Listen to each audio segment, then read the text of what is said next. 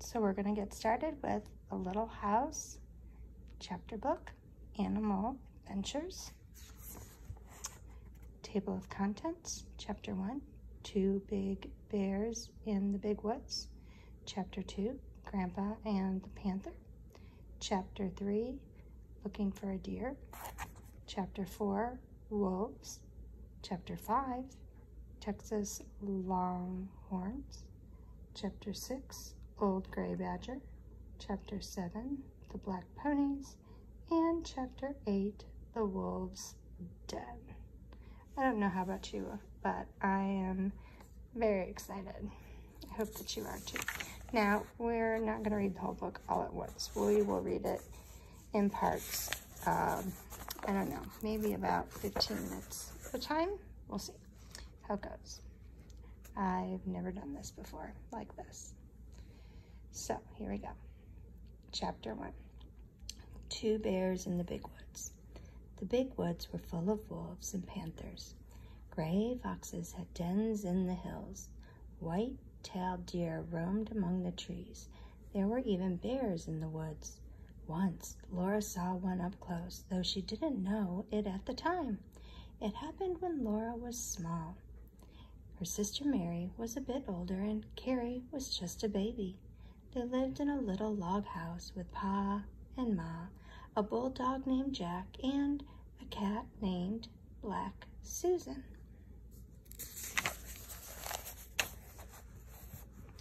Spring had just begun to come to the woods. Early one morning, Pa said he must go to town. He tied up a bundle of his furs to trade. There were so many furs that the bundle was almost as big as Pa. With so much to carry, he had to leave his gun at home. Ma was so worried, but Pa said he would walk very fast and be home before dark. The nearest town was far away. Laura and Mary knew Pa would bring them home presents from the store. All day long they waited. Finally, the sun sank low above the treetops. Laura and Mary watched eagerly for Pa. Then the sun sank out of sight, and still he did not come. The woods grew dark. Ma started supper and set the table, but still Pa did not come. Soon it was time to do the chores.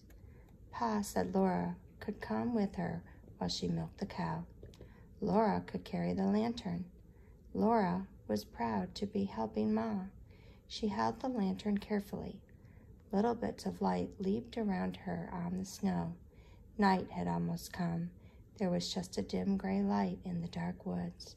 Laura saw the shape of Sookie, the brown cow, standing at the barnyard gate. She was surprised. So was Ma. It was too early in the spring for Sookie to be let out in the woods to eat grass. Why wasn't she in the barn? But Laura remembered that sometimes Pa left Sookie's stall door open so she would come into the barnyard. Maybe that was why she was out. Ma pushed against the gate to open it.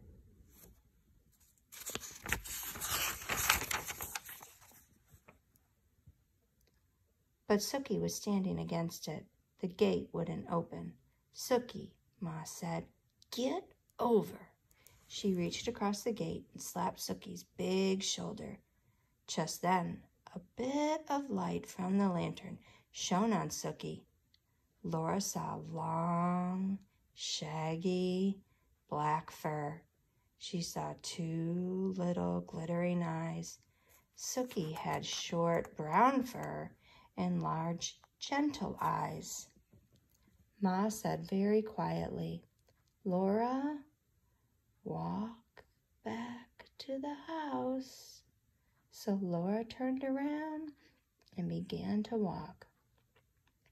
Ma came behind her. Halfway there, Ma snatched Laura up, lantern and all, and ran. She raced into the house and slammed the door. "Ma," Laura said, was it a bear?" "Yes, Laura," Ma said. It was a bear." Laura began to cry. She hung onto Ma and sobbed, "Oh, will he eat Sookie?" Ma hugged her. "No, Sookie is safe in the barn. The door is made to keep bears out. The bear cannot get in." Laura felt better. "But he could have hurt us, couldn't he?" she asked. "He didn't hurt us," Ma said. "You were a good girl, Laura, to do exactly as I told you without asking why." Ma was trembling. Suddenly, she laughed. "To think I've slapped a bear." Then she put supper on the table for Laura and Mary. Pa still had not come home. After supper, Laura and Mary put on their nightgowns. They said their prayers. Ma sat by the lamp mending one of Pa's shirts, while Laura and Mary snuggled into their trundle bed. Without Pa, the house seemed cold and still and strange. Laura listened to the wind in the big woods. It went crying around the house as though it were lost in the dark and the cold. Ma finished mending the shirt. Then Laura saw her do something that Ma had never done before. She went to the door and pulled the latch string through its hole. Now no one could get inside unless Ma lifted the latch. Ma went to the big bed and took out Carrie, all limp and sleeping. She took her to the rocking chair and sat there rocking gently. When Laura and Mary fell asleep, she was still sitting there rocking. Pa had not come home. But in the morning, there he was. He had brought candy for Laura and Mary and pretty calico for new dresses. And he had brought home a story, another bear story. It had taken Pa a long time to do the trading yesterday. "It was nearly sundown before I could start home," he said. "I tried to hurry, but the walking was hard and I was tired. I had not gone far before night came, and I was alone in the big woods without my gun." Laura and Mary looked at Pa with wide, scared eyes.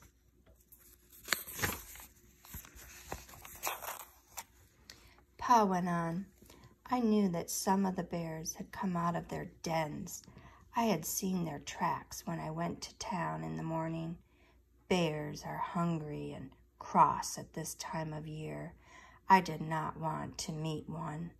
Then I came into an open place, and there, right in the middle of the road, I saw a big black bear." Laura gasped. Mary's mouth was a round, scared "Oh." "He was standing up on his hind legs," said Pa, "looking at me. I could see his eyes shine. I could see his pig snout. I could even see one of his claws in the starlight. My scalp prickled and my hair stood straight up. I stopped in my tracks. The bear didn't move. There he stood, looking at me. I knew it would do no good to try and go around him. He would just follow me into the dark woods, where he could see better than I. I had to pass that bear to get home." Laura's heart was thumping inside her. Pa went on, "I thought that if I could scare him, he might get out of the road and let me go by. So I took a deep breath, and suddenly I shouted with all my might and ran at him, waving my arms. He didn't move. I stopped and looked at him, and he stood looking at me. Then I shouted again. And there he stood. I kept on shouting and waving my arms, but he did not budge. At last, I looked around and I got a good big club, a solid heavy branch. I lifted it up in my hands and I ran straight at that bear. I swung my club as hard as I could and I brought it down, bang, on his head. And there he still stood, for he was nothing but a big, black, burned stump. Huh. It wasn't really a bear at all? Mary asked. No, Mary, it wasn't a bear at all, Pa started. Pa laughed. There I had been yelling and dancing and waving my arms all by myself in the big woods, trying to scare a stump. Ours was really a bear, Laura said, but we weren't scared because we thought it was Sookie. Pa did not say anything, but he hugged her tight. Laura snuggled closer to him. That bear might have eaten Ma and me all up, but Ma walked right up to him and slapped him, and he didn't do anything. Why didn't he do anything? I guess he was too surprised to do anything, Laura, Pa said. I guess he was afraid when the lantern shone in his eyes. And when Ma walked up to him and slapped him, he knew she wasn't afraid. Well, you were brave too, Laura said, even if it was only a stump. You thought it was a bear.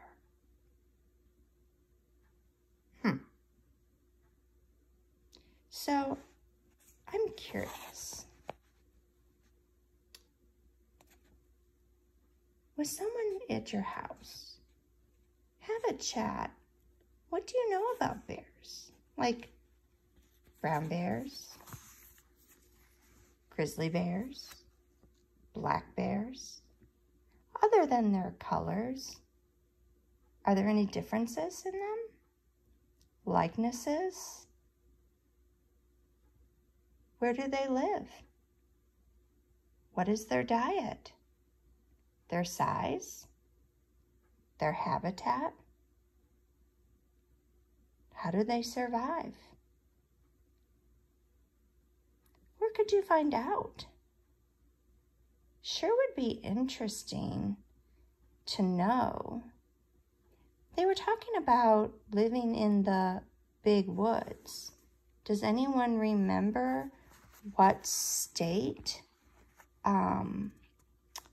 Laura said they lived in before they moved on to the prairie?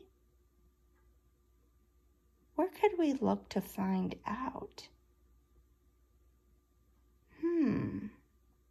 Could you do a little research to figure this out? You don't necessarily have to write a report about it, but maybe you could create a bulleted list, or you could make a T-chart with a list of facts about, on one side about brown bears and one side about grizzly bears. Just some ideas. Let me know what you do. And don't forget, subscribe to my channel so you'll know the next time something new pops up. And you're welcome to share the links with your friends if you think they'd be interested too. Have a great day.